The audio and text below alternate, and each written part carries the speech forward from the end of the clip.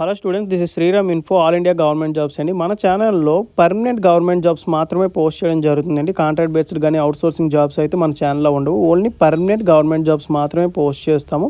మన ఛానల్ ఇంకా ఎవరైనా సబ్స్క్రైబ్ చేసుకోకపోతే సబ్స్క్రైబ్ చేసుకొని బెల్ ఐకాన్ ఆన్ చేసుకొని పెట్టుకోండి. నా ప్రతి అప్డేట్ అనేది మీకు నోటిఫికేషన్ ద్వారా వస్తుంది. అలాగే మీకు వాట్సాప్ ఉంటే వాట్సాప్ ఛానల్లో జాయిన్ అవ్వండి. టెలిగ్రామ్ ఉంటే టెలిగ్రామ్ ఛానల్లో జాయిన్ అవ్వండి. జాయిన్ అయినట్టయితే మీకు exam dates, result dates, previous question papers, job information అనేది మీకు ప్రొవైడ్ చేయడం జరుగుతుంది. ఛానల్లో జాయిన్ అవ్వడానికి డిస్క్రిప్షన్లో నేనైతే లింక్స్ అనేవి ప్రొవైడ్ చేశాను. ఆ లింక్ ద్వారా మీరైతే ఛానల్లో అయితే జాయిన్ అవ్వచ్చు. యూనివర్సిటీ ఆఫ్ హైదరాబాద్ నుంచి చాలా మంచి గవర్నమెంట్ జాబ్స్ అయితే రిలీజ్ అవ్వడం జరిగిందండి. అన్నీ కూడా పర్మనెంట్ బేస్డ్ జాబ్స్ మాట. ఏవి కాంట్రాక్ట్ బేస్డ్ కానీ అవుట్సోర్సింగ్ జాబ్స్ ఏమి కావు. అన్నీ కూడా permanent based jobs. Both male and female ఎవరైనా సరే అప్లై చేసుకోవచ్చు. ఏ స్టేట్ వాళ్ళైనా అప్లై చేసుకోవచ్చు అండి. హైదరాబాద్ అని చెప్పేసి ఓన్లీ ఫర్ హైదరాబాద్ అని కాదు, ఏపీ నెక్స్ట్ అదర్ స్టేట్స్ వాళ్ళు ఉంటారు కదా, వాళ్ళు కూడా ఎవరైనా సరే దీనికి అప్లై చేసుకోవచ్చు. ఇది వచ్చేసి university of Hyderabad official website మాట. ఇక్కడ మీరు కెరియర్స్ అని ఉంటుంది కదండి, దాని మీద క్లిక్ చేయండి. క్లిక్ చేస్తే మీకు కెరియర్స్ యొక్క పేజ్ అనేది ఇలా ఓపెన్ అవుతుంది. ఇక్కడ నాన్ టీచింగ్ అని చెప్పేసి ఉంది కదా, దాని మీద క్లిక్ చేయండి. ఇవన్నీ ఏంటంటే మనకి నాన్ టీచింగ్ పొజిషన్స్ కోసం వీళ్ళైతే రిక్రూట్ చేస్తున్నారు. దాని మీద క్లిక్ చేస్తే మీకు పేజ్ అనేది ఇలా ఓపెన్ అవుతుంది. కింద స్క్రోల్ చేసుకొని ఇక్కడ చూడండి, employment notification for various group ABC non faculty అని చెప్పేసి ఉంది కదా, ఇదేనండి అది యొక్క రిక్రూట్మెంట్. ఇక్కడ డౌన్లోడ్ అని ఒక ఆప్షన్ ఉంది కదా, దీని మీద క్లిక్ చేస్తే మీకు అఫీషియల్ నోటిఫికేషన్ అనేది డౌన్లోడ్ అవుతుంది. అలాగే మీకు అప్లై చేసుకోవడానికి లింక్ కూడా ఇక్కడ అవైలబుల్గా ఉంది. ఈ లింక్స్ అనేవి నేను డిస్క్రిప్షన్లో ప్రొవైడ్ చేస్తాను. దాని ద్వారా మీరు అయితే డౌన్లోడ్ చేసుకోవచ్చు, అలాగే మీరు అప్లై చేసుకోవచ్చు. ఈ డౌన్లోడ్ మీద క్లిక్ చేస్తే మీకు అఫీషియల్ నోటిఫికేషన్ అనేది ఇలా డౌన్లోడ్ అవుతుంది. ఇది వచ్చేసి మనకి అఫీషియల్ నోటిఫికేషన్ అనమాట. ఈ నోటిఫికేషన్లో ఇంపార్టెంట్ పాయింట్స్ అనేవి డిస్కస్ చేసి చాలా క్లియర్గా మీకు ఎక్స్ప్లెయిన్ చేస్తాను. మీరు వీడియో అక్కడ స్కిప్ చేయకుండా లాస్ట్ వరకు చూడండి. అలాగే మీకు వీడియో నచ్చినట్టయితే లైక్ చేసి అలాగే మీ ఫ్రెండ్స్ కూడా షేర్ చేయండి. ఇన్ఫర్మేషన్ అనేది వాళ్ళకి కూడా యూజ్ అవుతుంది. ఇది వచ్చేసి మనకి official notification university of Hyderabad అండి. ఎంప్లాయ్మెంట్ నోటిఫికేషన్ నెంబర్ ఇది మనకి 20 జూన్ 2024 అయితే నోటిఫికేషన్ అనేది రిలీజ్ అవ్వడం జరిగింది. Invites application eligible Indian citizen, all Indian citizens are eligible అండి. దీనికి ఇండియన్ సిటిజన్ అయితే చాలు, దీనికి అప్లై చేసుకోవచ్చు. Various group ABC non faculty positions కోసం వీళ్ళైతే రిక్రూట్ చేస్తున్నారు. అన్నీ కూడా డైరెక్ట్ రిక్రూట్మెంట్, అంటే అన్నీ కూడా పర్మనెంట్ బేస్డ్ జాబ్స్. ఓన్లీ 3 పోస్టులు మాత్రమే కాంట్రాక్ట్ బేస్డ్ ఉన్నాయన్నమాట. ఆ 3 పోస్టులు నేను అవి కాకుండా ఏవైతే పర్మనెంట్ బేస్డ్ జాబ్స్ ఉన్నాయో అవి మాత్రం నేనైతే ఎక్స్ప్లెయిన్ చేస్తాను. ఇంపార్టెంట్ డేట్స్ మనం చూసుకున్నట్టయితే ఆన్లైన్ అప్లికేషన్ అనేది మనకి 21 జూన్ 2024 అయితే మనకి స్టార్ట్ అయిందండి. లాస్ట్ డేట్ ఆఫ్ అప్లికేషన్ మనం చూసుకున్నట్టయితే 19th జూలై 2024 అయితే మనకి ఎండ్ అవుతుంది. ఈ లోపు మనం అప్లై చేసుకోవాల్సి ఉంటుంది. ఇది అప్లై చేసుకోవడానికి లింక్స్. ఈ లింక్స్ అనేవి నేను కింద డిస్క్రిప్షన్లో అయితే మీకు ప్రొవైడ్ చేస్తాను. అలాగే ఇది వచ్చేసి మనకి ఏంటంటే చూడండి, నోట్ 3 చాలా important. Application must be submitted through online mode. ఓకేనా, ఓన్లీ ఆన్లైన్ మోడ్ ద్వారానే మీరు అయితే అప్లికేషన్ అనేది పంపించాల్సి ఉంటుంది. ఆఫ్లైన్ ద్వారా మీరు ఏం పంపించాల్సిన అవసరం లేదు. The applications are not required to send the hard copy of the application to the university. ఓకేనా, ఆన్లైన్లో పంపిస్తే సరిపోతుంది, ఆఫ్లైన్లో మీరేం పంపించాల్సిన అవసరం లేదు. ఇది వచ్చేసి మనకి నోటిఫికేషన్ డీటెయిల్స్ అండి. నేను ఏవైతే రెడ్ కలర్లో మార్క్ చేస్తానో 1, 2, 3 ఈ 3 మాత్రం ఏంటంటే కాంట్రాక్ట్ బేస్డ్గా వీళ్ళైతే మనకి రిక్రూట్ చేస్తున్నారు. రిమైనింగ్ అన్నీ కూడా పర్మనెంట్ బేస్డ్ జాబ్స్ అండి. ఇవి వచ్చేసి మనకి గ్రూప్ ఏ పొజిషన్స్, ఇవి వచ్చేసి మనకి గ్రూప్ బి, ఇవి వచ్చేసి గ్రూప్ సి మాట. ఓకేనా, ఇందులో మనకు చూసుకున్నట్టయితే చూడండి, గ్రూప్ బిలో సెక్షన్ ఆఫీసర్ అని, assistant engineer civil and electrical అని, సీనియర్ అసిస్టెంట్ అని, అసిస్టెంట్ సెక్యూరిటీ ఆఫీసర్ అని చెప్పేసి, సీనియర్ టెక్నికల్ అసిస్టెంట్ అని, పర్సనల్ అసిస్టెంట్ అని చెప్పేసి మనకి ఇవి పోస్ట్ నేమ్లు అన్నమాట. ఇవి వచ్చేసి ఏంటంటే పే స్కేల్ లెవెల్ అండి. ఓకేనా, ఇక్కడ మనకి సెక్షన్ ఆఫీసర్కి చూసుకున్నట్టయితే పే స్కేల్ లెవెల్ 7 ఇస్తున్నారు. ఇనిషియల్గా బేసిక్ శాలరీ వచ్చేసి 44,900 ఇస్తున్నారు. గ్రాస్ శాలరీ వచ్చేసి మనకి 70,000 వరకు వస్తుంది.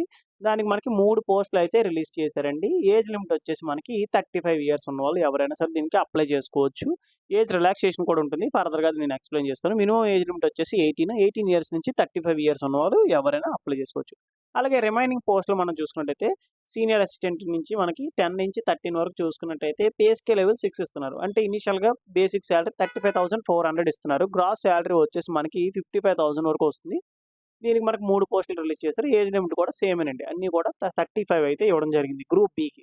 అలాగే మనకి గ్రూప్ సి పొజిషన్స్ చూసుకున్నట్టయితే 32 ఇయర్స్ ఇచ్చారన్నమాట. అంటే 18 ఇయర్స్ నుంచి 32 ఇయర్స్ ఉన్న వాళ్ళు ఎవరైనా సరే దీనికి అప్లై చేసుకోవచ్చు. ఎటువంటి ఎక్స్పీరియన్స్ లేని పోస్టులు ఏవైతే ఉన్నాయంటే మనకి junior office assistant, laboratory attendant అండి. ఈ 2 పోస్టులకి ఎటువంటి ఎక్స్పీరియన్స్ లేవు. రిమైనింగ్ అన్నీ కూడా మనకి ఎక్స్పీరియన్స్ అయితే అడగడం జరిగింది. అవి కూడా నేను ఎక్స్ప్లెయిన్ చేస్తాను లైట్‌గా.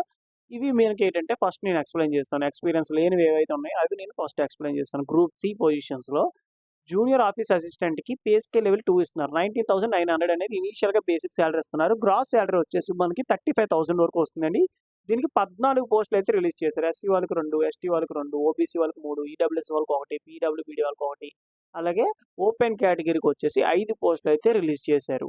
అలాగే లాబొరేటరీ అటెండెంట్‌కి మనం చూసుకున్నట్టయితే పే స్కేల్ లెవెల్ 1 అంటే ఇనీషియల్‌గా బేసిక్ సాలరీ 18,000 ఇస్తున్నారు. గ్రాస్ సాలరీ వచ్చేసి 30,000 వరకు వస్తుందండి. 4 పోస్టులు రిలీజ్ చేశారు. ఏజ్ లిమిట్ వచ్చేసి మనకి 32 ఇయర్స్ అయితే ఇవ్వడం జరిగింది. దీనికి ఎడ్యుకేషన్ క్వాలిఫికేషన్ ఏంటి అని చెప్పి మనం చూసుకుందాం. మనం ఫస్ట్ మీకు చెప్పాను గదండీ! ఏవైతే మనకి ఎక్స్‌పీరియన్స్ క్యాండిడేట్స్ ఉన్నాయో అవి నేను బ్లూ కలర్‌లో మార్క్ చేశాననమాట. ఏవైతే ఎక్స్‌పీరియన్స్ లేనివైతే ఉన్నాయో అవి నేను యెల్లో కలర్‌లో మార్క్ చేశాను. ఇందులో మనం చూసుకున్నట్టయితే జూనియర్ ఆఫీస్ అసిస్టెంట్ అండి. జూనియర్ ఆఫీస్ అసిస్టెంట్‌కి ఎడ్యుకేషన్ క్వాలిఫికేషన్ వచ్చేసి bachelor of degree from any recognised institute అని చెప్పించారు. అంటే డిగ్రీ చేస్తే చాలండి. బీఈ గాని, బీటెక్ గాని, బీఎస్సీ గాని, బీకామ్ గాని, బీఫార్మసీ గాని ఏ డిగ్రీ ఉన్నా దీనికి అప్లై చేసుకోవచ్చు. జూనియర్ ఆఫీస్ అసిస్టెంట్‌కి అప్లై చేసుకోవచ్చు. కానీ ఏంటంటే టైపింగ్ స్కిల్స్ అయితే రావాలి. దీనికి రిలవెంట్‌గా మీకు సర్టిఫికేట్ ఏం అవసరం లేదు గానీ టైపింగ్ స్కిల్స్ అయితే రావాలి. 35 వర్డ్స్ పర్ మినిట్ ఇంగ్లీష్ అయితే టైప్ చేయాల్సి ఉంటుంది. అలాగే కొద్దిగా కంప్యూటర్ నాలెడ్జ్ అయితే మీకు కంపల్సరీగా ఉండాలి.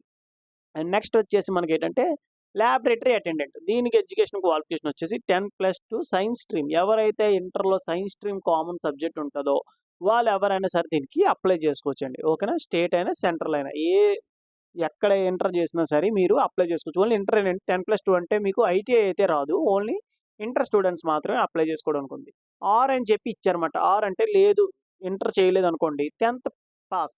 10థ్ క్లాస్ పాస్ అయ్యి లాబొరేటరీ టెక్నాలజీలో ఒక సర్టిఫికేట్ అయితే మీకు ఉండాలి. ఓకేనా? Certificate programme in laboratory technology certificate ఉండి 10థ్ పాస్ అయితే చాలు మీరు దీనికి అప్లై చేసుకోవచ్చు. లేదు అనుకుంటే ఇంటర్ బేస్ మీద సైన్స్ సబ్జెక్ట్ ఎవరికైతే ఉంటదో వాళ్ళు మాత్రమే దీనికి అప్లై చేసుకోవడానికి ఉంది.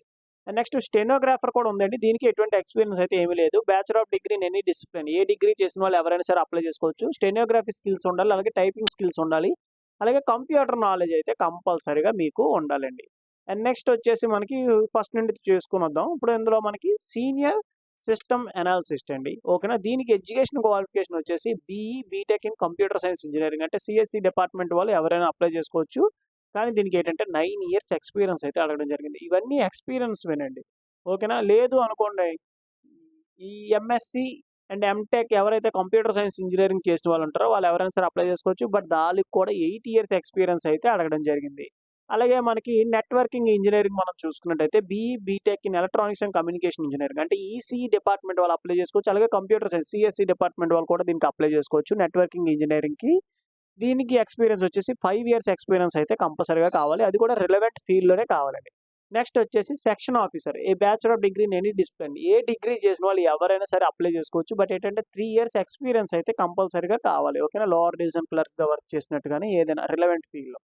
అండ్ నెక్స్ట్ వచ్చేసి assistant engineer civil and electrical అండి. ఓకేనా? Civil department, electrical department. దీనికి ఎడ్యుకేషన్ క్వాలిఫికేషన్ వచ్చేసి బీఈ, బీటెక్ ఎవరైతే civil department and triple E students ఉంటారో వాళ్ళు ఎవరైనా సరే దీనికి అప్లై చేసుకోవచ్చు. బట్ ఏంటంటే దీనికి కూడా రిలవెంట్ ఎక్స్‌పీరియన్స్ ఉండాలి. 3 ఇయర్స్ అనేది రిలవెంట్ ఎక్స్‌పీరియన్స్ అయితే కంపల్సరీగా ఉండాలి. అండ్ నెక్స్ట్ వచ్చేసి సీనియర్ అసిస్టెంట్ అండి. సీనియర్ అసిస్టెంట్ పోస్ట్‌కి మనకి ఎడ్యుకేషన్ క్వాలిఫికేషన్ వచ్చేసి బ్యాచిలర్ ఆఫ్ డిగ్రీ.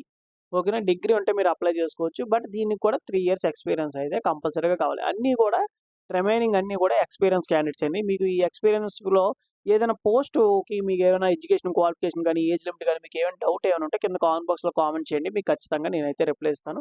అలాగే పేమెంట్ ఆఫ్ అప్లికేషన్ ఫీజ్ చూసుకున్నట్లయితే గ్రూప్ ఏ పోస్ట్‌లకొచ్చేసి ₹1000 అనేది application fee. UR, EWS, OBC వాళ్ళు ₹1000 పే చేయాలి. Those who are belongs to SC, ST, PWBD, women category. ఏ కేటగిరీలో ఉన్న వుమెన్స్ అయినా సరే వాళ్ళకి అప్లికేషన్ ఫీజ్ అయితే ఏమీ లేదు. అలాగే group B and group C మనం చూసుకున్నట్టయితే యూఆర్, ఈడబ్ల్యూఎస్, ఓబీసీ వాళ్ళకొచ్చేసి ₹500 అనేది application fee. Those who are belongs to SC, ST, PWBD, women కేటగిరీలో ఎవరైతే ఉంటారో వాళ్ళకి ఎటువంటి అప్లికేషన్ ఫీజ్ అయితే ఏమీ లేదు. ఏం పే చేయాల్సిన అవసరం లేదు. If a candidate wish to apply for more than 1 post separate application fee must be submitted. మనం మల్టిపుల్ పోస్టులు అయితే పెట్టుకోవచ్చు. గ్రూప్ ఏ పొజిషన్‌కి మనం అప్లై చేసుకోవచ్చు. గ్రూప్ బికి అప్లై చేసుకోవచ్చు. గ్రూప్ సికి అప్లై చేసుకోవచ్చు. మీ దగ్గర ఎడ్యుకేషన్ క్వాలిఫికేషన్ ఉంటే మీరు మూడిట్లకి అప్లై చేసుకోవచ్చు. బట్ ఏంటంటే మూడిట్లకి కూడా అప్లికేషన్ ఫీజ్ అనేది సెపరేట్‌గా మీరైతే పే చేయాల్సి ఉంటుందని చెప్పి మనకి ఇచ్చారు.